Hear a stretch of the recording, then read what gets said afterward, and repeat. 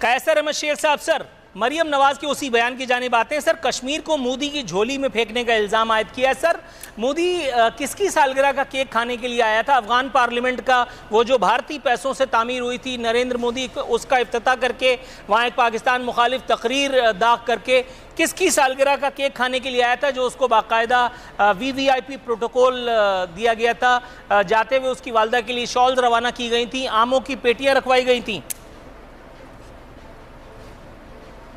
क्या आप इतना बड़ा मुल्क इंडिया, जिससे आपकी पड़ोसी भी है, अगर उनका प्राइम मिनिस्टर पाकिस्तान में आता है तो ये पाकिस्तान की इज़्ज़त अफजाई है। अगर कोई ज़ाती फंक्शन में भी, मैं तो हैरान हूँ आप पे।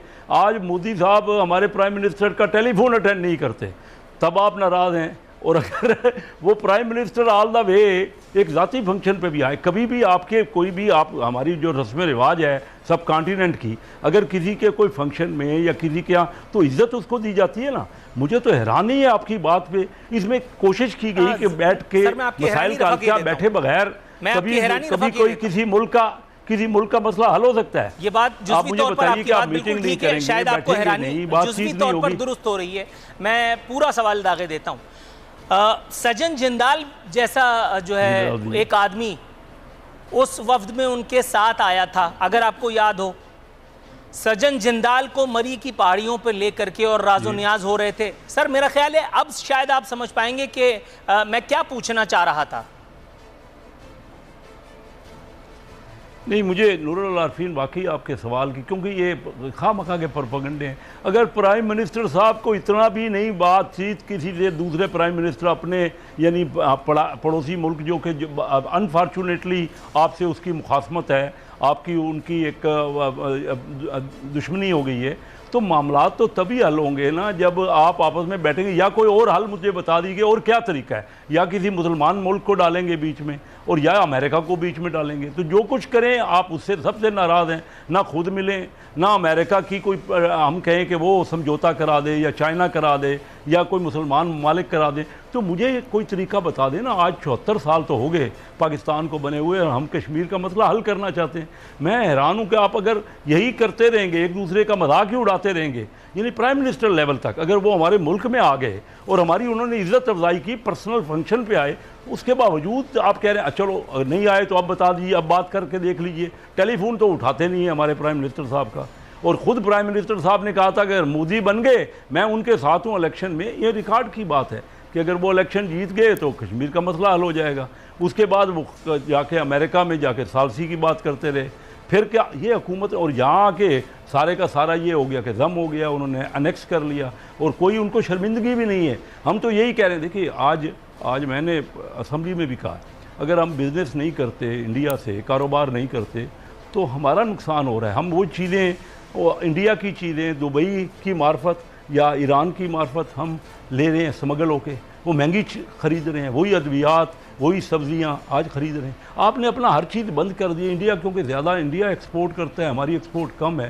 हर चीज़ हमने बंद कर दी और महंगी चीज़ें ख़रीद रहे हैं। और कहते हैं, हम ये कह रहे हैं कि नहीं, जब तक कश्मीर का वो वापस नहीं करेंगे एनेक्स जो किया है, तो भाई बैठेंगे तो तब होगा ना कोई बातचीत करें, और इसमें ना एक दूसरे की तानाजानी करें। कोई एक दोनों ममालिक को चाहिए कि एक मामलात की शुरुआत करें, नहीं तो अदरवाइज़ तो कोई मसला मुझे तो नज़र नहीं आ रहा। हर हुकूमत ने कहा कि वही नारे ही हैं ना, फिर तो एक नारे हैं, खोखले नारे, कि 74 साल हो गए कि हम कश्मीर बनेगा पाकिस्तान। हम तो सुनते सुनते क्या हुआ, क्या कहीं डेवलपमेंट हुई, किसी मुल्क ने आपकी सपोर्ट की?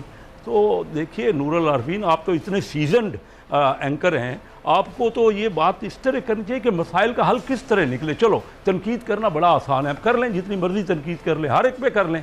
तमाम हुकूमतें हमें अच्छी नहीं लगती, तो मसाइल का हल किस तरह निकलेगा। चौधरी मंजूर साहब की तरफ जाएंगे। चौधरी साहब, अभी कैसर अहमद शेख साहब ने जो इरशाद फरमाया, ज़ाहिर बात दुरुस्त है। दो मुल्कों के दरमियान अगर ताल्लुकात इस्तवार हो रहे हैं तो वो डायलॉग्स के ज़रिए ये सारे मामलात होते हैं। इमरान खान साहब को उसे एक टेलीफोन कॉल के इंतज़ार का ताना जो दिया, मेरा ख्याल है कि वो बात भी दुरुस्त है। लेकिन सर, इससे पहले ये बात भी तो है कि जब हुकूमतें इक़्तिदार में आती हैं, पॉलिटिकल पार्टीज़, तो उनके दौरे इक़्तिदार में जो गफलतें, जो कोताहियाँ, जो कमियाँ, जो कजियाँ बरती जाती हैं, वो मसला कश्मीर के हवाले से हो या किसी और हवाले से, उसकी जानिब किसी की तवज्जो नहीं दी जाती। सर, नवाज शरीफ यहाँ आया, उसके हवाले से जो भी बातें अभी कैसर अहमद शेख साहब ने की, मोदी जो यहाँ आया वो आपने मेरे ख्याल है सुनी।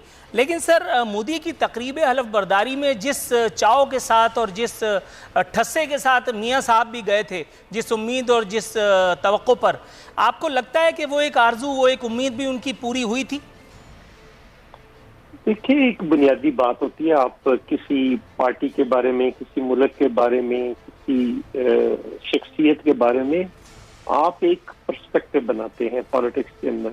आपकी एक सोच होती है, एक फिक्र होती है कि वो पार्टी आएगी, वो फर्द आएगा तो क्या करेगी। बीजेपी के बारे में, भाजपाई के बारे में और सोच थी, और ये दोनों पार्टियों की राय जो है वो मोदी के बारे में गलत साबित हुई। तारीख ने गलत साबित किया। पीपल्स पार्टी ने सिर्फ कहा कि ये बुचर ऑफ गुजरात है, इससे कोई बात नहीं हो सकती और ये कोई बात नहीं करेगा, क्योंकि सिचुएशन बिल्कुल मुख्तलिफ है। ये कोई और आदमी है, इसका मैनिफेस्टो पढ़े। एक तरफ वो पहले उसकी तकरीब हल्फ वफादारी में चले गए, फिर उनको अपने घर बुलाया, फिर इमरान खान उनके जीतने की दुआएं मांगते रहे कि वो जीतेगा तो मसला कश्मीर हल हो जाएगा। उसके बिल्कुल उलट साबित हुआ, क्योंकि मोदी की बैकग्राउंड को समझे बगैर, मोदी की पॉलिटिक्स को समझे बगैर, उसकी पॉलिटिक्स तो एक नफरत पे खड़ी है, हेट पे खड़ी। और वो जो नफरत थी, वो जो हेट थी, उसको आप पता नहीं क्या समझ रहे थे, दोनों पार्टियां क्या समझ रही। तो इसलिए हम ये समझते हैं कि मोदी के होते हुए कोई डायलॉग नहीं हो सकते, कोई बात नहीं हो सकती, कि वो किसी और माइंडसेट का बंदा, आप कैसे उससे क्या बात करें, किस इशू पे करेंगे। सो ये एक बुनियादी पॉइंट है जिसको समझने की जरूरत है। Right sir.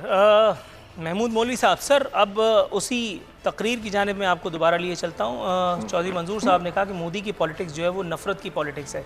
इसके अलावा भी कुछ और लोग पॉलिटिक्स कर रहे हैं। किस बात की पॉलिटिक्स कर रहे हैं आपसे पूछूंगा। सर, मरीम नवाज़ का कहना है कि कश्मीर का लीडर इमरान खान जैसा बुज़दिल नहीं हो सकता।